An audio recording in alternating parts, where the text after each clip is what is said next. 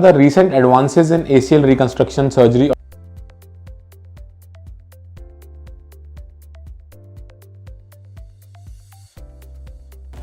First is the ACL ligament reconstruction. As I have told, we reconstruct the ACL ligament using hamstring tendon graft, sometimes in few cases with bone patella tendon graft. Nowadays there are many other recent advances come up, like we repair the ACL ligament when it is torn from the femoral attachment or from the tibial attachment. That is one advance. And the other thing is we reconstruct the ligament using internal bracing system.